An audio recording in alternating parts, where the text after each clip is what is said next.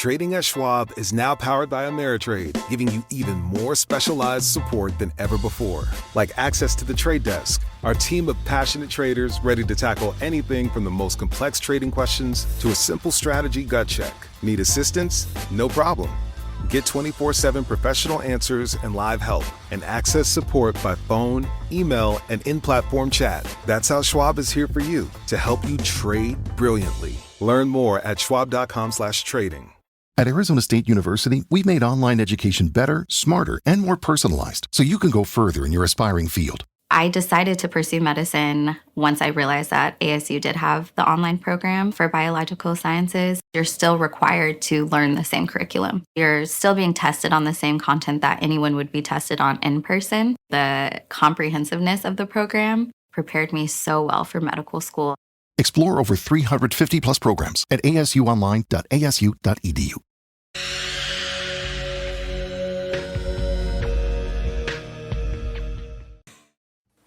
What's up, everybody? You know what time it is. Friday night from the forum, and tonight it's mock draft season.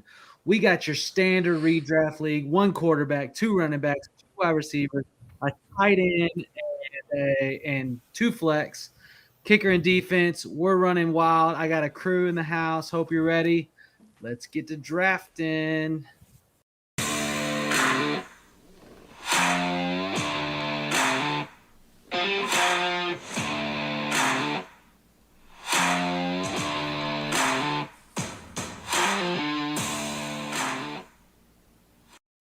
What's up, everybody? I got a crew.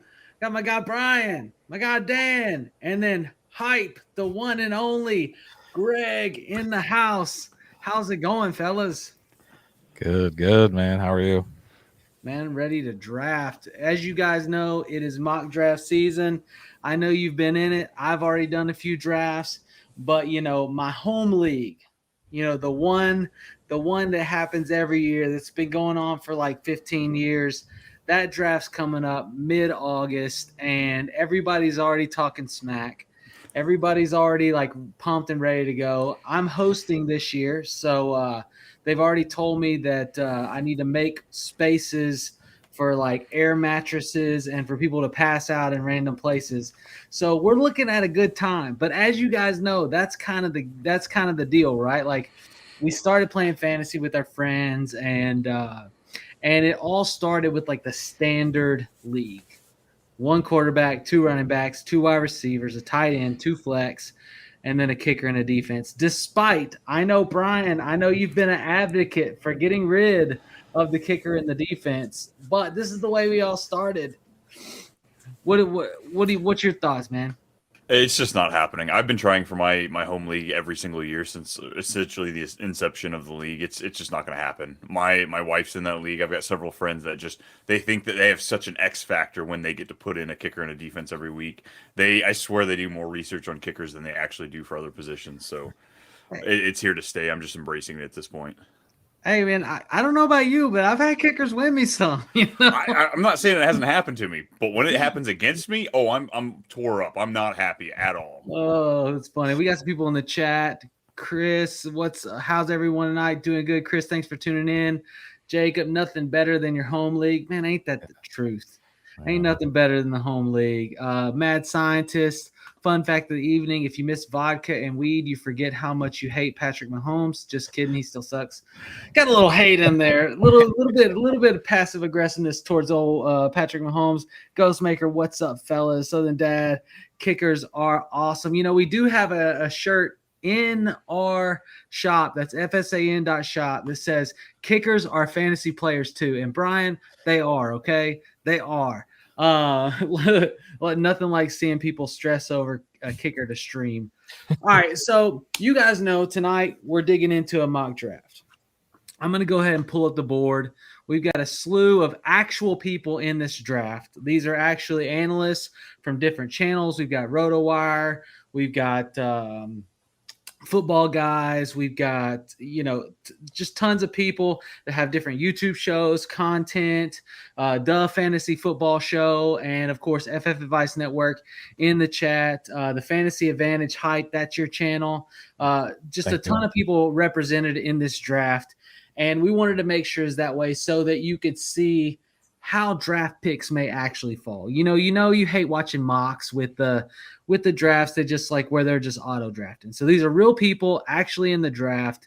And we're going to be breaking down these picks as we go. It's going to be a night. Ride with us.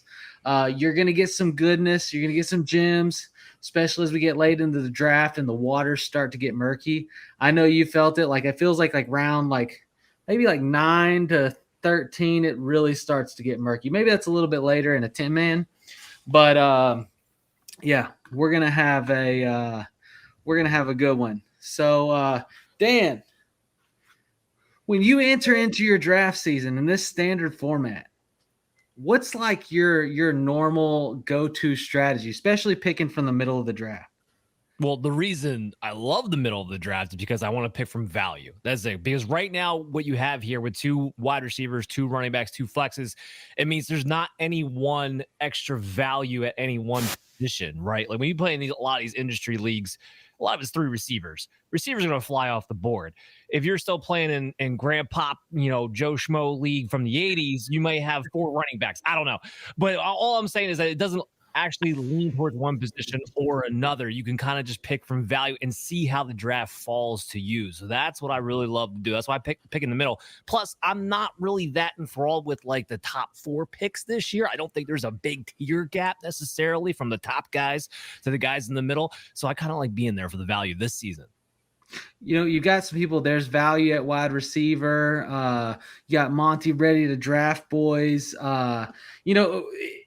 And then some more comments on the defensive and kickers. Hype, I know you're a running back guy.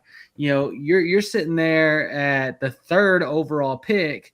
Is this what's your typical process going in that early of a pick in your redraft? It's kind of the same idea, letting the draft come to me. It's in that top 3, it's usually best player available. Who do you want? Wide receiver or running back?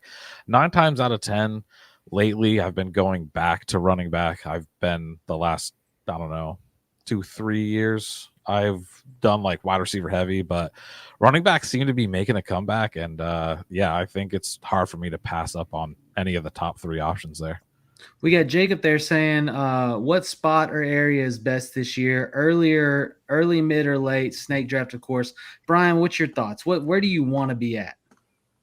I guess if it's just any old league, like in a vacuum, I would say right in the middle.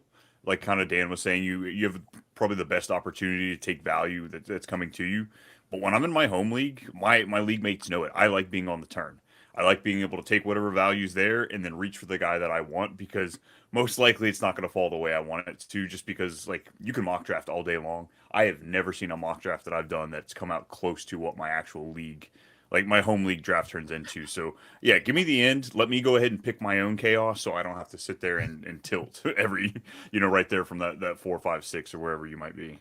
There's comfort in being able to reach. I just want to throw that. There's comfort. Yeah. Yeah. I feel you. You got Matthew saying, agree with letting the draft flow. Got to think quickly and react effectively. I am a BPA guy, but we'll see how this draft goes. So we're going to get this thing kicked off. And Brian, you get the luxury of having the 1-1, the most important pick, because if you don't hit, it can hurt. So we're going to get this thing rolling. And you are on the clock, Brian.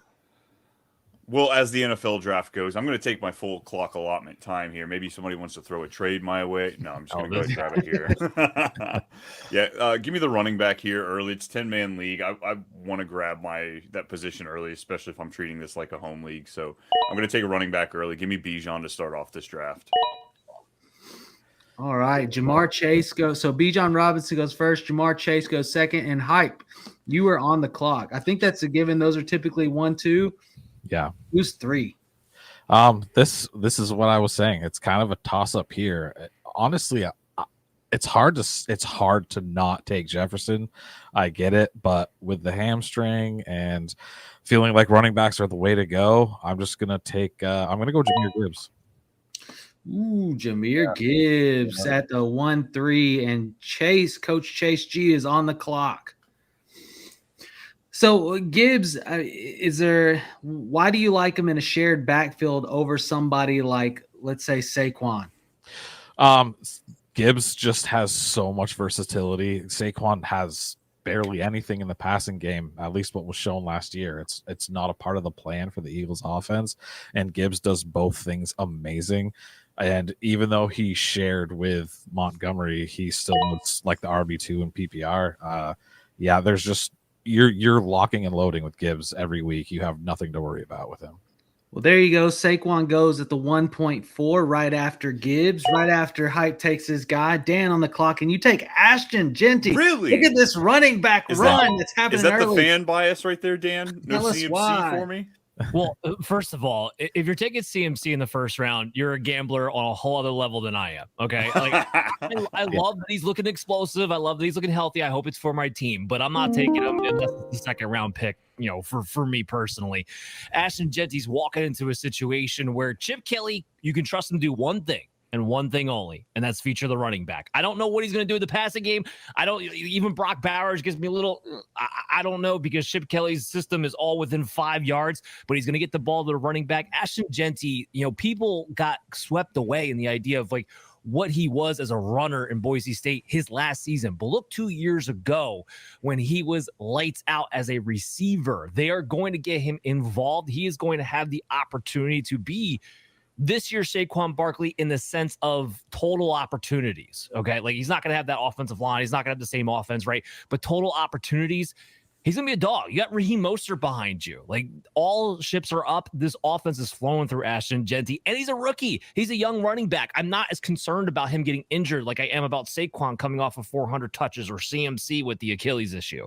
With so many options, why choose Arizona State University? For me, the only online option was ASU because of the quality. Their faculty was really involved with their students and care about your personal journey. The dedication to my personal development from my professors, that's been extremely valuable to me. Earn your degree from the nation's most innovative university. Online. That's a degree better. Explore more than 350 plus undergraduate, graduate, and certificate programs at asuonline.asu.edu. It's a valid point. If you want to take the risk, take the risk. Rookie running back for Dan Mater there. Matt goes with Justin Jefferson, and then off the clock goes CeeDee Lamb. Top three receivers essentially off the board quickly. It comes to me at the 1-8. And, Dan, you said it. I'm going to be a gambling man. I feel like I've got another year. I've got his jersey on my wall back here. Treylon Burks. Come on down. No, not that one. We're going to take Christian McCaffrey right here. This is a PPR, and running backs that are going to live in that PPR world, to me, like especially as a pass catcher. In San Francisco, having minimal pass catchers, in their actual offense. They've got, Pearsall's started out on the PUP list. Ayuk's still not back. I think that CMC and Kittle are going to tear it up. And so I feel pretty good about that. I want to take him there, especially in a PPR format. And it looks like, depending on how it falls, it's probably going to be a hero running back world for me. So next on the clock, we got the 1-9, GB Chris taking his pick. Who is going to go after Montgomery? Joe in the chat smells like a goat in here. CMC feels about as high as I would go. CMC there at the 1-8 feels about as high as he would go. Got Matthew. I like the pick. And then at the 1-9 goes Amon-Ra St. Brown. And we got Johnny Main at the turn. And he takes Derrick Henry at the 1-10, followed up with the first pick of the second round, which is Malik Neighbors. I've seen Malik fall recently. Why? Why is he falling? Toe injury. The toe. No, it's Russell Wilson. It's not the toe. Come on, Russell's better than Danny Cutlets. Come on. Yeah, everyone he had last year. Danny Cutlets. He's better. Russ is better than everyone last year he had. Talented wise, absolutely 100%. But what Russell Wilson likes to try to do is he likes to try to prove that he still has the Wolverine ball and the moon ball to go with it. It's why I think he actually, surprisingly, I think we're going to see Darius Slayton a little bit more involved than we all expect, right? Like Malik Neighbors is still going to get his. I'm not trying to, don't get me twisted here or anything like that. But He feeds off Daboll's system of target me over the middle, hit me with the slants over and over again.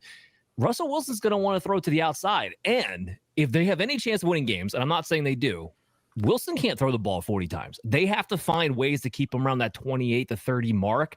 It's going to be a little bit less volume, I think. The Giants' defense is going to be a lot better this year. Till famous Jameis gets his booty out there on the field. Come on, man. Have some faith.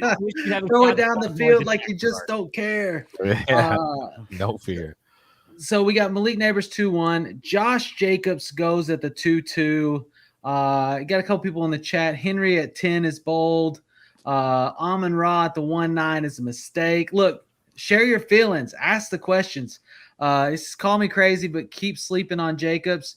Jacobs surprised a lot of people last year. And then in my first opinion, 12 through 14 picks or so, you really can't argue with. I agree. I mean, it's always going to be this window of people. So for me, I'm going to shift my focus now at this pick to wide receiver. And I'm going to go with the wide receiver 4 from last year that I think is still going to catch a ton of deep balls. And I'm going to go with BTJ at this point. Nice. Thank you. Look at that. Yeah, a little compliment, a little nice. Yeah. Very solid pick. I can't really argue with it. Higher, lower, that's about where you should go. Yeah, no, I agree. A 10-team league. Look at that. CMC and BTJ to start it off. Nothing but 5 letters, but you know what? It's 5 good letters right there. I need to play more 10-team leagues. Yeah. Yeah, it's the abbreviation squad. Russ has crazy career accuracy on deep balls. Look it up. I agree. I think Malik could have a huge season. Right there, buy sell you takes at the 2-4 Puka Nakua. And following that, Matt takes Devon A-Chain, the boom or bust. Either it's going to be incredible or it's going to be injury ridden. Dan, you're up on the clock next. Did he snipe you or did you have somebody else in mind here? Oh, he sniped me. I was going to go back to back with Genti and A-Chan. That was completely 100% my plan there. Because I wanted PPR league, 2 running backs. We're going to get targets like crazy. Yeah, absolutely love the pick for Devon A-Chan in the second round. So instead, I'm just going to pivot. I'm going to play it safe with a guy that I know is going to get targeted like crazy, with a guy who is on his way to being second to Jamar Chase before his injury. And that was Nico Collins. Ooh, Nico. I love it. Nico's one of those, like, weirdly enough, he kind of gets underrated. He's kind of like Mike Evans. Like, Mike Evans just slowly falls down the draft. Nico's that guy. Despite the production, he just kind of slowly moves down the rankings. I think this is the highest he's been drafted, but it doesn't – I don't know if it feels like it's high enough. I got Coach Chase on the clock. So Nico goes at 2-6. We got Matt in the chat. Roll the dice, baby. And Chris, Puka makes me nervous. And then Coach Chase takes the first tight end of the draft. This is not a tight end premium. This is a PPR format, standard league. And Brock Bowers goes at the 2-7. Tell me about it. Is that where it is in no tight end bonus? Are we that early on Bowers with the Geno Smith quarterback? I definitely don't think I am. I think that he's in a tier with 2 other guys that I'd probably rather take the cheapest one at ADP, that being George Kittle.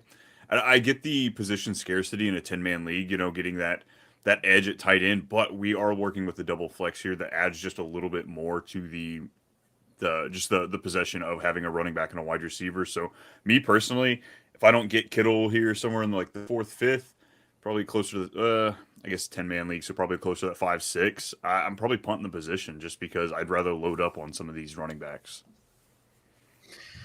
All right, and hype is on the clock. Yeah, I kind of wanted Nico to get to me. I've been a big Nico thumper since he was drafted. I got the receipts to prove it. He's a big guy that I've really, really liked for a long time. Was so happy that he finally got somewhere these last year and a half. But I think I'm just gonna double down on running back here, and I'm gonna go with Bucky Irving. A lot of people are trying to fade him, and I just don't understand why. He's the guy that they want to premiere in that team. Look at must win. Look at the must win games last year, the last couple of weeks, and the playoff game. Rashad White got 1 touch. Irving's the guy they want to focus that running game through. So I can't say no to getting him late second. Yeah, I like the pick. So 2-8 goes Bucky Irving. Drake London goes at the 2-9.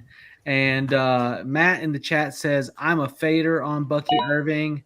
And then Brian on the clock, back-to-back picks. First, you go A.J. Brown at the 2-10. Let us know why and who is the first pick of the third round. I mean, A.J. Brown, I was happy with any of these wide receivers that fall, whether it be Nico, London, Brown. PPR, I could have made that argument for McConkey here, but I love that he fell to me. The Eagles ran at just an absurd rate last year. We have to see some, more passing. It's a harder schedule for him, so a lot of that's baked into it. And AJ Brown is just absolutely amazing when he's out there on the field. So glad to grab him as my first wide receiver, and then running back Chase Brown's going to be my guy.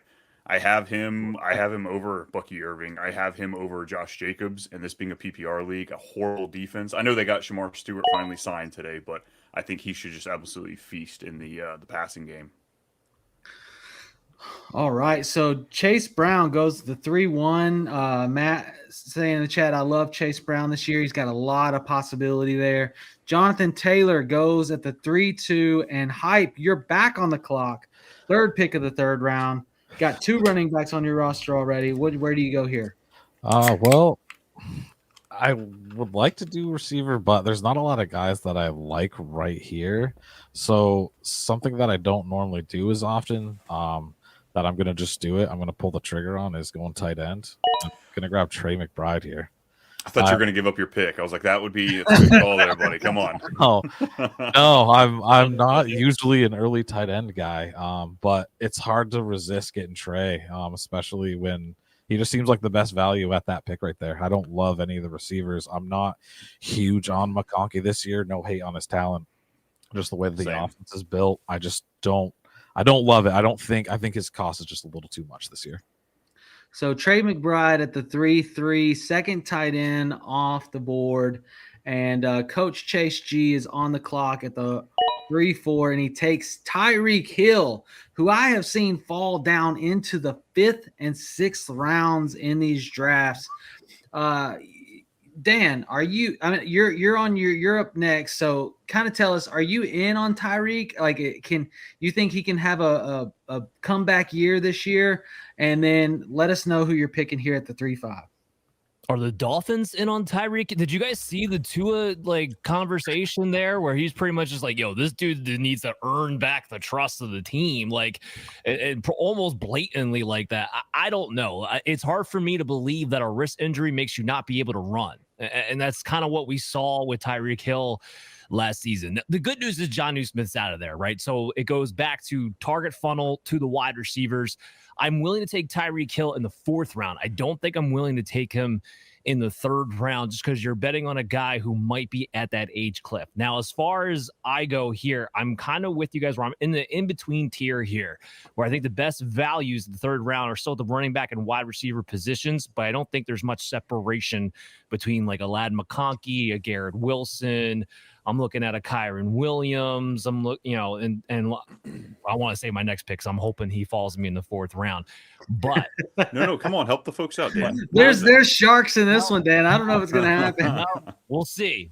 I'm going to go with Ladd McConkey, though. I'm big on the Chargers offense this season, especially in PPR leagues. Ladd McConkey is going to be a really good target all the way through. And I think having a guy like Trey Harris on the outside is actually going to help out because now you have a 3rd level deep threat that actually opens up that 2nd level, which is where McConkey's just going to live, right? And it's going to go right there. So I've been talking about Justin Herbert, who I'm also a little bit higher on ADP. All they had to do after their bye week from week 5 was start throwing the ball 32 times a game, which, by the way, is like the league average to throw the ball 32 times a game. Ladd McConkey was a wide receiver 1. Justin Herbert was a quarterback 1. So all I need to do is throw the average amount of times, Greg Roman, and I'm going to get top 12 performances out of Ladd McConkey every game. I like the Ladd McConkey pick. We had a big talk about it the other night on the IBT show, and I think he's going to continue. I think that last year, even if he does 100 yards less and 1 touchdown less, you're still going, oh, I'm really happy with that performance out of a 3rd round pick. I got Josh Allen going at the 3-6, first quarterback off the board. Now for scoring, these are standard 4-point passing touchdowns, 6-point rushing touchdowns in your standard draft format. So, these running quarterbacks have a slight edge. So I can see Josh Allen going there early at the 3-6. The 3-7 goes Garrett Wilson, and I am on the clock at the 3-8, and this is where everything doesn't pan out. Like, I'm secretly hoping there that Ladd McConkey just falls like 3 more picks there, Dan. So you ruined me on that. You have to take JSN. Look at your team. Nothing but acronyms there. Come on, man. I don't have to. I can't look. That's a tough one for me. I can't get behind the JSN, and that's strongly based on the quarterback. But I'm going to go ahead and pick in my opinion, what's going to be the wide receiver 1. And I never take tight ends this early. But I think the separation at the position can create a roster level advantage for me, especially because I feel like I can get running backs and wide receivers a little bit late. So I'm going to take George Kittle here at the 3-8. Really out of character for me, but I think that he's just going to be 5 to 7 points better than the rest through the season. Trust you get through the turn. I thought I was a 49ers fan here. What Right. we do? Yeah, you've got all Niners, man. 2/3 All right. team is Niners. Yeah. This is PPR, and then Chris snipe me. You're welcome for that. You're on the clock, buddy. Turn. I wanted to touch on Tyreek Hill really fast because I'm a nerd, and I've done a video on him earlier this year, and something talking about the wrist. I don't think it was just a wrist thing for him. He had like a lower separation rate and single coverage, a lower deep target rate, and a higher contested target rate, which I think all suggests that he's starting to lose a step. And as sucky as that is, because I do love Tyreek Hill, I have nothing against him.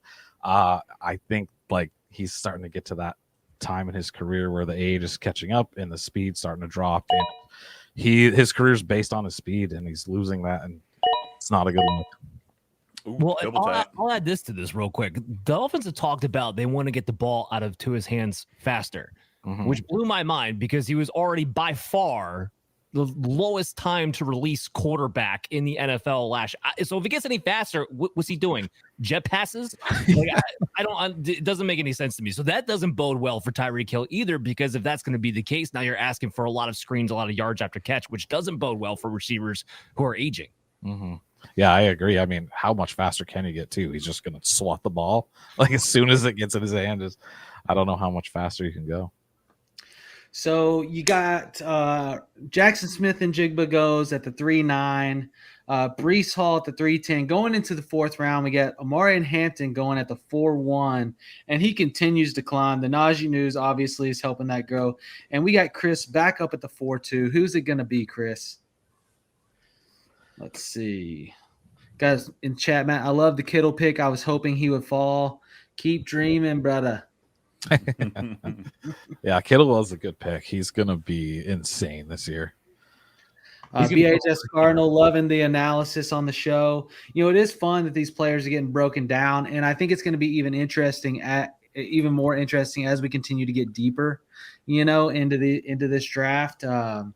So hang in there. Make sure you hit the like button. Make sure you hit the sub. And Chris, laboring over the pick, goes with Kyron Williams, and I'm sniped again. Not that I love Kyron, but I liked Kyron at the value there. Oh, yeah. So for me, I'm going to go crazy again. I'm like, I don't know. This is just one of those nights where I'm kind of a little bit off the rocker. I'm drinking whiskey and Red Bull. So we're gonna do it. It's 10:30. Red Bull is not the drink of choice. And I'm gonna go for the well, actually, I'm not gonna do that. I'm gonna pivot in my own head. It's PPR. I'm gonna take Alvin Kamara right here at the 4-3. He's gonna have a rookie. He's gonna have people doing dump offs, and he, outside of Olave, they're going to need help, and I think he just gets fed. Yeah, Kamara's the best value you'll ever get him this year. I love him.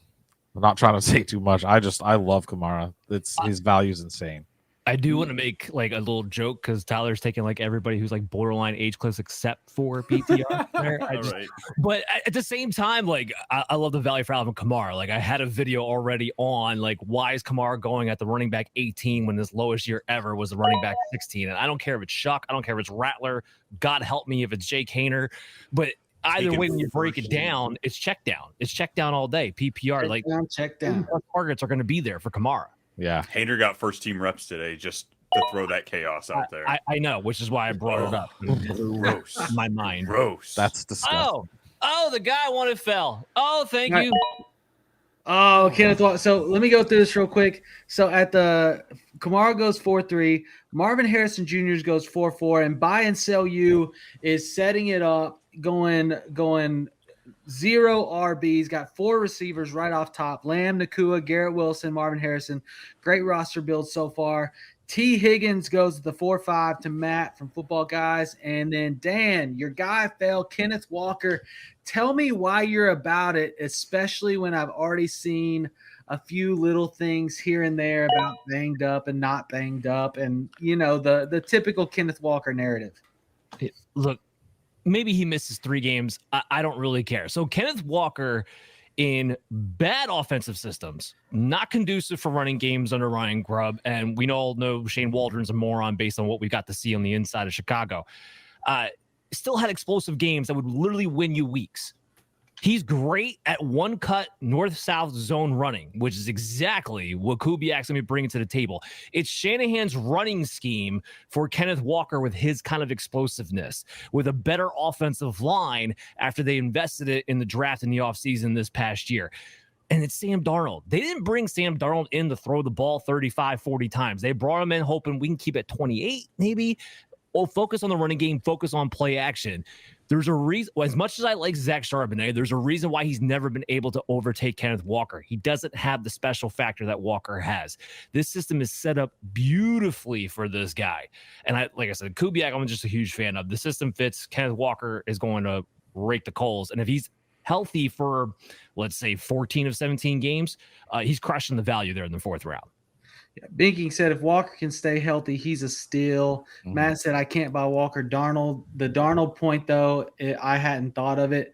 We talked about that. Darnold, anytime he's running for his life, he has not been good, and I don't think that he makes it through half the season, and then we get Jalen Milroe. Hype takes Devontae Adams at the 4-8 and snipes. Yes. Brian, love it. Why Devontae Adams?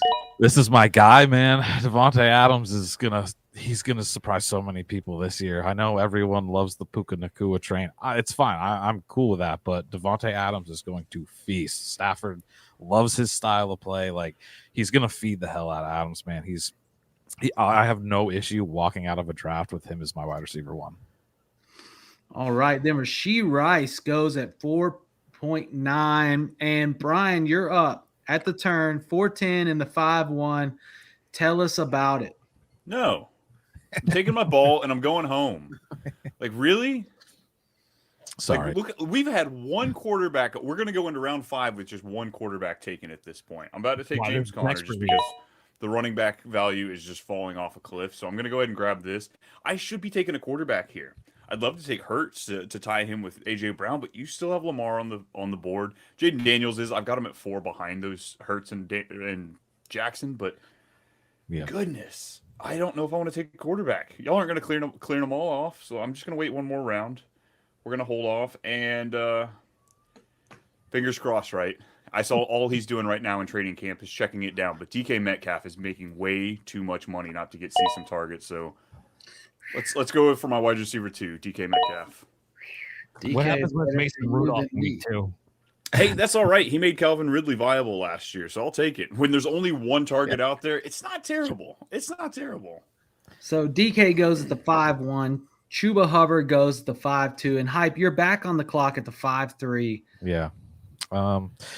I don't love DK Metcalf, just to touch on him real quick. I don't know. It just feels weird to me this year. Something feels dirty. I don't get it. Shots fired. He's not a separator. Rodgers likes separators, and he doesn't do it. So I feel weird, but he'll probably prove me wrong and go crazy this year. But anyway, at my pick, what you were just talking about, Brian, the quarterbacks, it's kind of hard to not take some of these guys right now. But thinking that I'm in a 10-man and there's some value that will be way later, I'm going to go with DJ Moore. I think he is Ben Johnson. I think he's Ben Johnson's Amon Ra this year.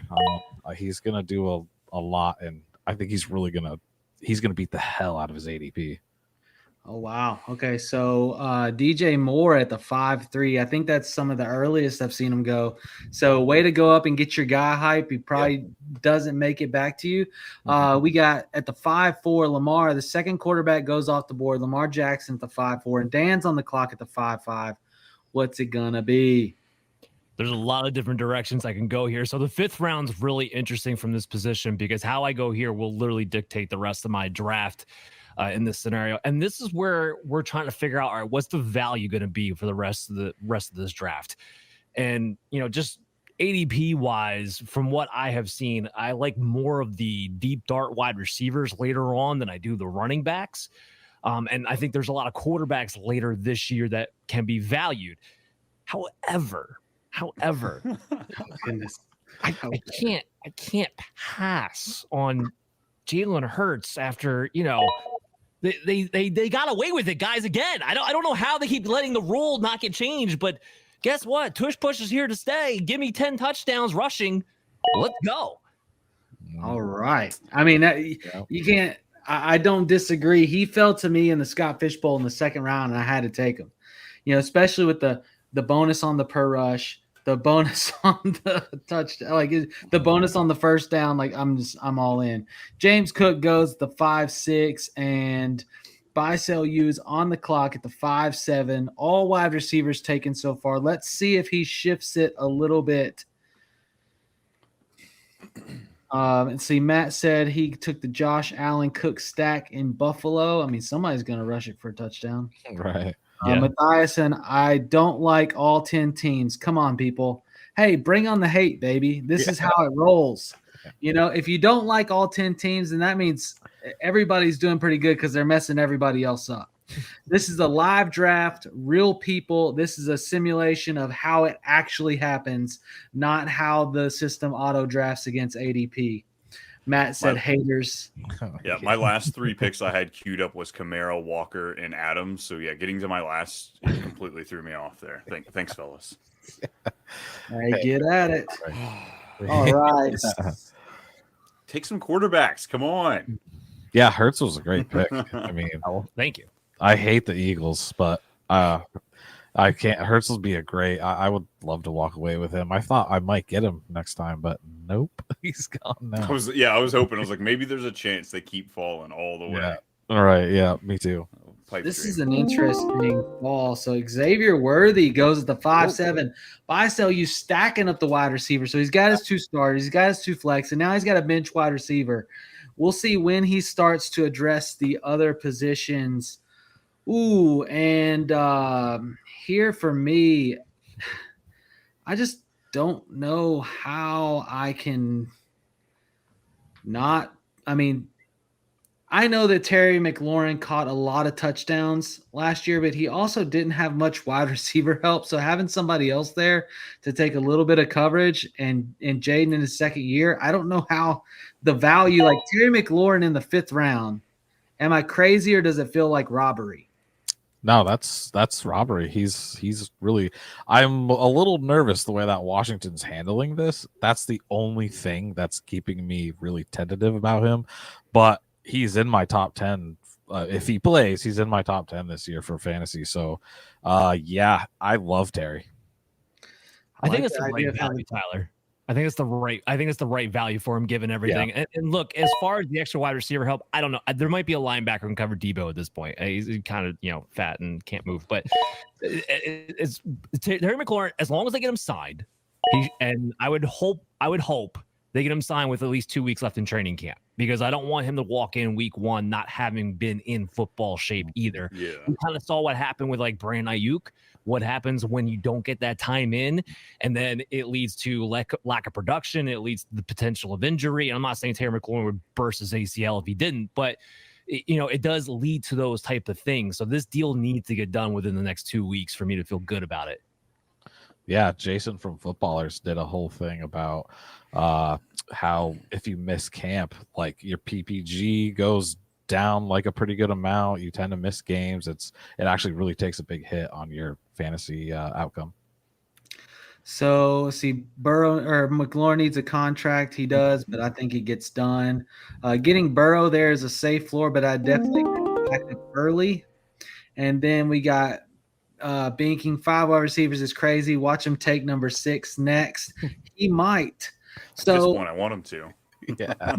here, so I have a wide receiver that I really want here, but the way that this is where you got to kind of watch the board, and I feel like the way that running back position is thinning so quickly and starting to shift. I mean, David Montgomery here goes at the 6'2", so you had Burrow at the 5'9", Cortland Sutton at the 5'10", Jaden Daniels at the 6'1", David Montgomery goes at the 6'2". It makes me worry that some of my running back targets probably don't make it back around to me, and it's a pretty distinct drop off from there. So I'm going to take I've got my 2 PPR machines. I'm going to take another guy that I think is really going to shine in a PPR format in an offense with another young quarterback. And I'm going to slightly reach a little bit here at the 6'3", and I'm going to take Travion Henderson. Don't hate it. Yeah. Yeah. Trey's going to be good. He might start slightly slow. He'll be awesome this year. And I got Kamara McCaffrey, to hold me through until he gets going. So buy, sell you back on the clock, 6'4". He's got 5 wide receivers. We have to shift, and that's another reason. Like, he's going to take running back there, or I feel like it. And I wanted to go ahead and get, and he does. He takes RJ Harvey with the 6'4". Brian, is there any weird worry? I've seen RJ Harvey fall because of the J.K. Dobbins stuff. Is there any worry there, or is it still RJ Harvey's backfield? I wouldn't say necessarily it's his backfield. I'm getting healthy shares of both of the guys. I want a piece of this offense. This is, I believe it's a top 3 rated offensive line across, whether it's PFF or Warren Sharp. So, getting a running back in that thing, we've seen the research done. Sean Payton's running backs, they throw to him at the 5th highest rate outside of like any other coach. So I want a piece of it. And here in 6'4", in the 6th round, it's a 10-man league, so it's probably closer to like a 4-5 turn and a 12. But I'm okay with it. I don't mind taking the risk. We know rookie running backs, they're going to hit. We don't know, not necessarily all of them are going to break their ADP, but he's one I'm willing to take that shot on. Yeah. All right. So Monty goes Sam Laporta at the 6'5" and grabs his tight end. He now has his quarterback. He has his starting wide receivers. He has his starting running backs, and he's got his tight end. So now he's about building a good bench. He's got his starters. Dan comes in, and you take DeAndre Swift, who is somebody I have not been for. And Vocally, why are you in on DeAndre Swift right here at the 6'6"? Well, it's kind of weird because I think this might be the first draft I took DeAndre Swift, to be honest with you. So it's kind of a situation where we're here in the 6th round, and I'm looking at the other running backs on the board. Joe Mixon, I'm not touching with a 10-foot pole. He's already hurt. He's old. Pacheco could be in a 3-way swing. We have no idea. Quinshon Judkins is not even under contract. Aaron Jones now has Jordan Mason to take away potential touchdowns. Everyone likes to crap all over DeAndre Swift. Oh, he ran out of town with Ben, but he still had 1,000 yards rushing with Ben Johnson that final year. He was still pretty productive. Roschon Johnson hasn't showed us anything that he can actually take over this backfield. Maybe he's annoying in the red zone, but Swift's going to catch the ball. Swift's going to be the main running back. This is going to be a much better offense. He's my 3rd running back here. He's playing in the flex. He's got too good of an opportunity for me to just kind of pass, considering the tier that we're kind of looking at, and the wide receivers are kind of in the same boat. We're all kind of the same guy. I want to see how it shakes out in the next round.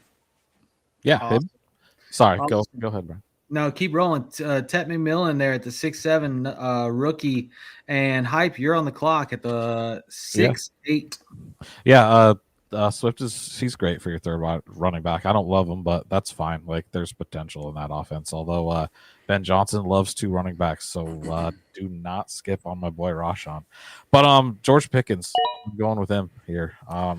He's gonna do awesome things this year on my Cowboys offense, so I think this is the year he really breaks out. We're getting to play with Dak and someone like CD on the field with him. So, yeah, him being my 3rd wide receiver feels like a complete steal for me. Matt says Pickens scares the hell out of me. Let me tell you this. I'm in hype. Pickens was my debate there between Travion Henderson and George Pickens. That was my debate at the 6-3. Hoping he would make it back. I should have known he wouldn't, but how it goes. Jameson Williams goes to the 6-9. And here we go, Brian, rounding out the end of the 6th round and entering us into the 7. Who are your guys? Well, I don't know. I got to pivot. I was going into this cool, like, all right, look at me. I've got my 3 stud running backs. I've got consistency there. Let me shoot for the high upside, the crazy, just the DK Metcalf. Low floor, really high ceiling. George Pickens, I was going to pair him up. Give me the Chaos Brothers there as my 2 wide receivers. But, we don't get to have that segment. Thanks a lot. Oh. So we're going to go ahead and grab Waddle here because he was going to be my 2nd pick. PPR, I think we're talking about Tyreek Hill taking a fade back. Well, with no Jonnu, someone he's going to absorb some targets. We've seen Waddle finish in the top 10 before, so he seems like an easy grab here in PPR. Long time ago in a galaxy far, far away. Yeah, look, it happened, okay? I promise. I saw the stats. I had to relook it up, but it happened. Devonta Smith would probably be my pick here. I do have A.J. Brown. It's a 10-man league. I look like looking around the draft room, I don't really see these people as being really good traders. They're going to try and take advantage of me in some sort of trade. So I'm not going to double up on the Eagles wide receivers. Oh, boy. Do we do it? No, I don't want 2 Pittsburgh players. Oh, my God. All right, let's go for upside. Liam Cohen's coming to town. Does madness happen? Can we get a top 8 offense from him? Give me one of just the biggest smiles we've seen come out of the draft, I think, ever. Give me Travis Hunter. All right. Okay. Travis Hunter goes to the 7-1. Save me a little bit of headache since I already have BTJ, and I was considering it. Judkins goes to the 7-2. So wait. We got Rice and Judkins on the same team. Can we just look at that real quick? Hey, look, somebody does not care about their off the field shenanigans. Okay, it is what Justin it Tucker is. going over here too once we get to the kickers. Yeah, his team is cell block 9, bro. That is not. We got. Man, I was hoping J-Mo would fall. He didn't. Waddle needs to stay healthy. Wait, is this a mock draft? This is a mock draft. Binking. This is a standard 10 team. 1 quarterback, 2 running back, 2 wide receiver, 2 flex, tight end, kicker, and defense. PPR. PPR. Love Hunter in IDP. Had a case for the 1-1 and rookie IDP formats. Agreed. The new talking about big dynasty, Big Mac, the new meme machine. Good. Yes. All right, Hype. You're on the clock here at the 7-3. Okay. Yeah, it seems like me and Brian have a lot of the same taste in players. So I thought he might take this guy and he didn't, and I was really happy. But I'm gonna take Chris Olave here. There's a lot of upside there. It's a little scary, but there's so much upside. There's rookie quarterbacks. If Shuck is there, they like to lean on their wide receiver 1. So why not? He's not gonna get sent to the hospital anymore, hopefully. So probably the best gamble you can have is your wide receiver 4. Yeah. Now, granted, Pickens might be just as risky potentially, but I see a huge upside for him. Yeah. But Olave, I love the pick. It's just, do you have the stones to do it? But here in the 7th round, it's a pick you can gamble on. Exactly. I can live with it in the 7th. Yeah.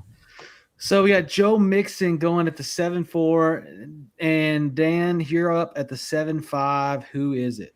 Well, first of all, Chris Olave has been auto on 7th round, so I hate you for that. But yeah, I totally agree with the pick, by the way.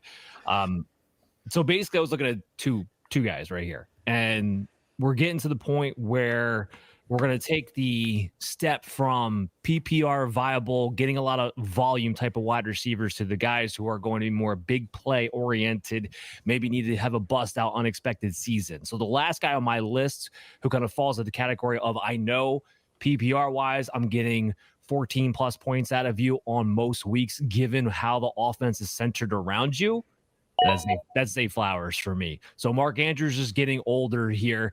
Lamar Jackson's been getting more comfortable each year in the Todd Monken offense. Zay Flowers is a great separator, a great route runner, and we still haven't seen the best out of him yet. So that's the other thing I really like about him with this pick. There is still some upside to go here. So that's why I go Zay Flowers there in the 7th.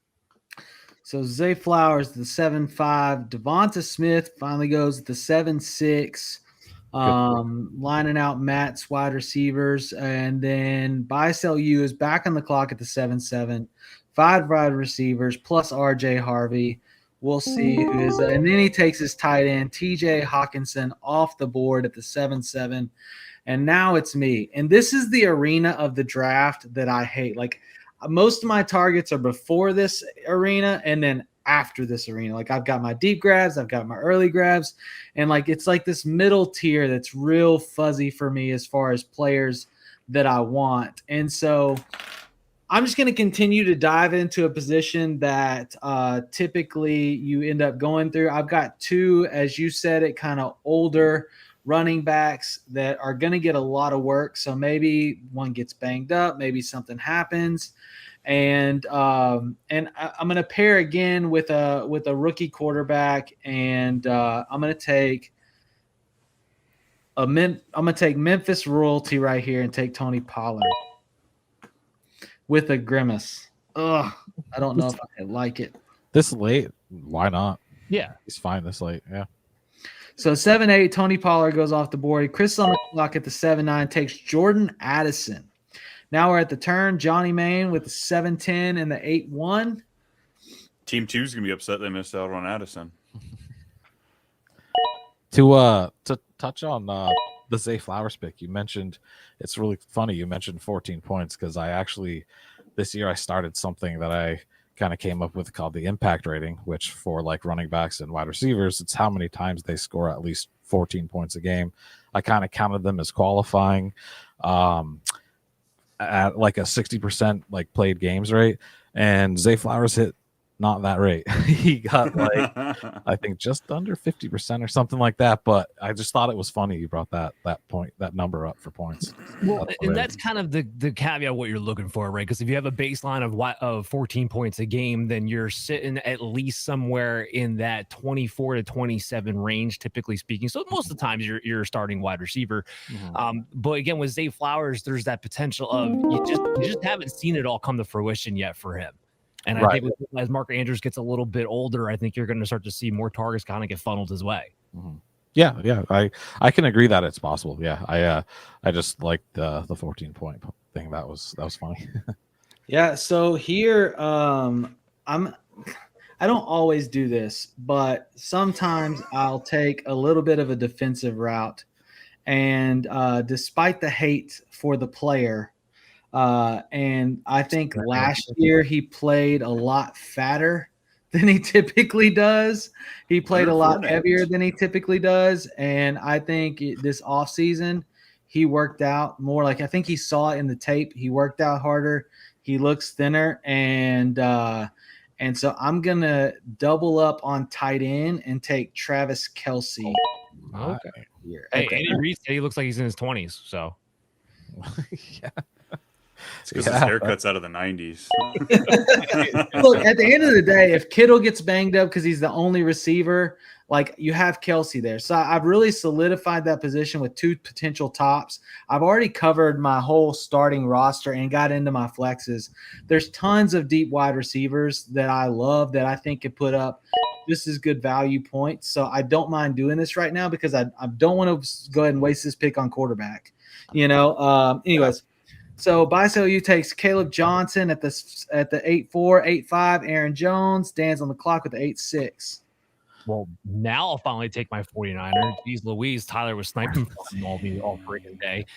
But yeah, Juwan Jennings, look, here's the thing with the Brandon Ayuk injury. One, I don't think he's going to be back till early mid-October. Like, that's the earliest he could be back by. And then I brought it up earlier. We're talking about contract holdouts. How bad was he when he didn't get to practice? And that was a holdout. It wasn't an injury. Like, how bad was he the first 7 weeks? So if he doesn't get to practice, coming off an ACL and MCL injury, remember, this was not just a single ACL tear.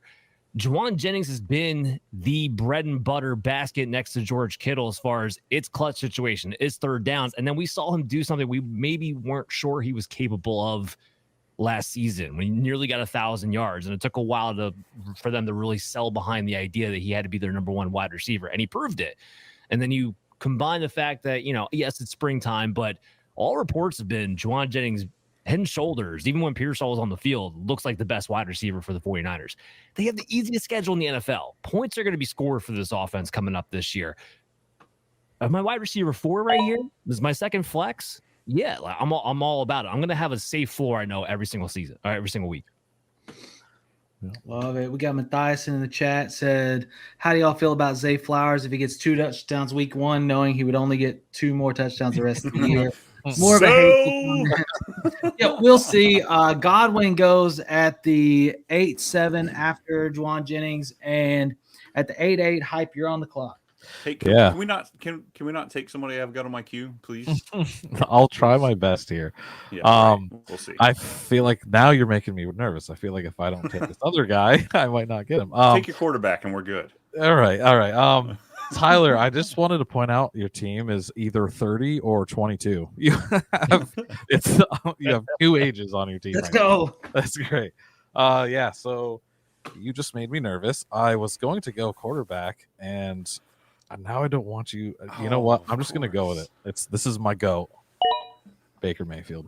Baker Mayfield at the 8. Guys, too much offense. So you got Josh Allen, Lamar Jackson, Jalen Hurts, Joe Burrow, Jaden Daniels, and Baker Mayfield in the 8th round. Those are the quarterbacks taken so far. Several teams do not have quarterbacks yet.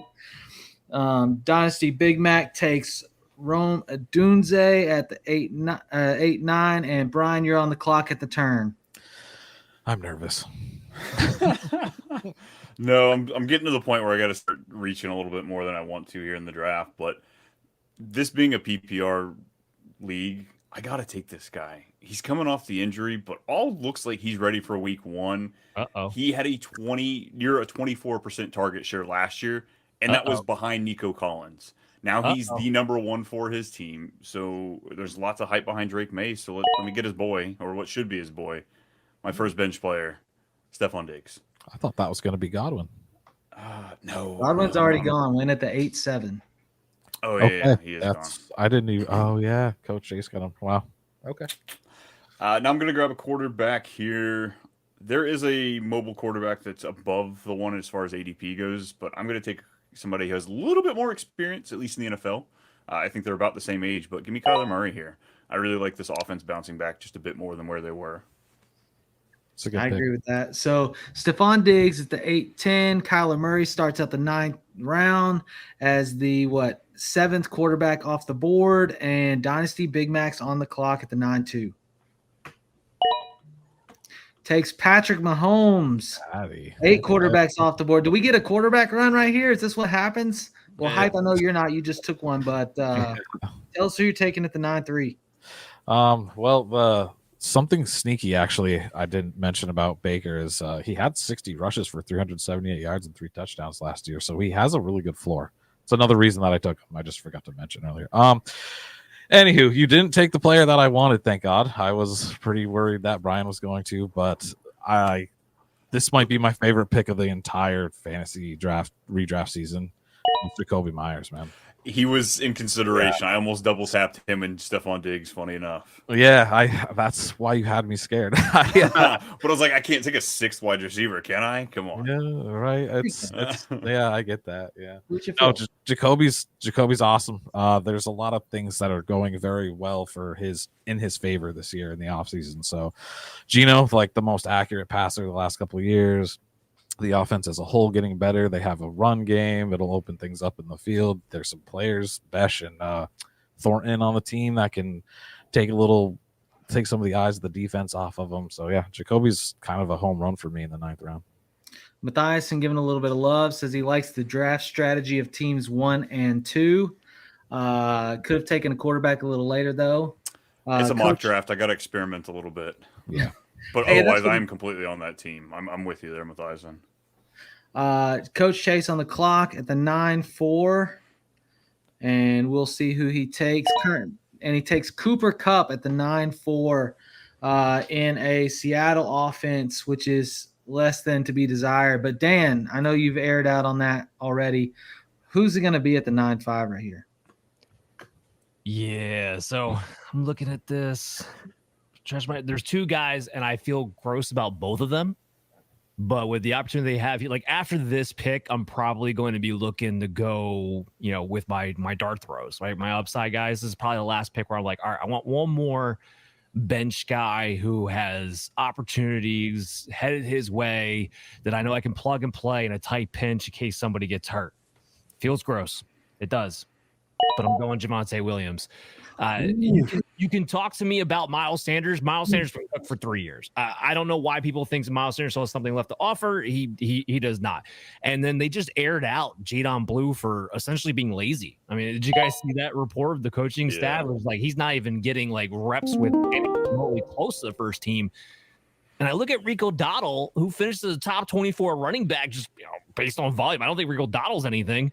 Give me Javonte. I think this is offense. As long as Dak's healthy, this is going to be a higher scoring offense. This is going to be a top 12 scoring offense this season with George Pickens. And so the opportunities for inside the 5-yard line carries for Javonte should be there. He's a decent pass protector, so I don't think you should just knock his potential floor for targets either. So give me him there. All right. Yeah. I don't hate that pick. I think he's got a lot of potential. I think he's been a dynasty grab for me. Like, hey, let me just throw a 3rd-round pick at it in a trade and just see what he does. It's worth that to me because he came in as one of the highest regarded running backs in that class and then just didn't he's coming off a big injury, didn't really get time to get going, and they wouldn't commit to him. And sometimes you just need tempo. Like you need some carries. It's like Derrick Henry gets better the more carries he gets, and sometimes you need that. And I think he can get that in this offense. And so I really like that pick. Then we see a running back run, Tyrone Tracy, Pacheco goes off the board. Now so sometimes in a draft, especially at the running back position, I like to stack up running backs because I feel like a running back that I get here in the 9th, 10th, or 11th round that has high upside, if they pop, I can net in a trade to get one of those wide receivers from the 2, 3, 4 range. So it's like a value pick. I want to overload a position. And I don't mind running all running back flexes, especially if they catch the football. But a lot of potential here in the wide receivers. Like I know who I want at wide receiver is going to be their next pick around.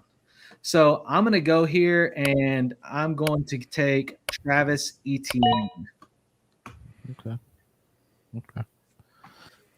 He hasn't taken any of the running back reps so far in camp, I hear, but I mean, who knows what that means? He's got the passing work, so why not, right? Yeah, and honestly, on that team, on the backfield right now. I mean, Tootin, it wasn't really prolific as a receiver coming out of college. He can't pass protect a lick, so he might not even play just for that reason. Yeah. Tank Bigsby, we know, is a 0 in the passing game. The only guy left is Travis Etienne. LeQuint Allen, don't brush off the 7th-round pick. Come on. I think that they want to keep Etienne fresh. That he's been with them for a long time. I don't think that changes anything. I think he is an example of one of those players that has just fallen. We are here. FantasySportsAdvice.com, offering the best fantasy sports social media platform. Why join endless Discord communities or the trolls of Reddit? Fantasy Sports Advice is a community designed to help you win with 24/7 support. Go to FantasySportsAdvice.com and become a pro member for unlimited access. Again, go to FantasySportsAdvice.com today.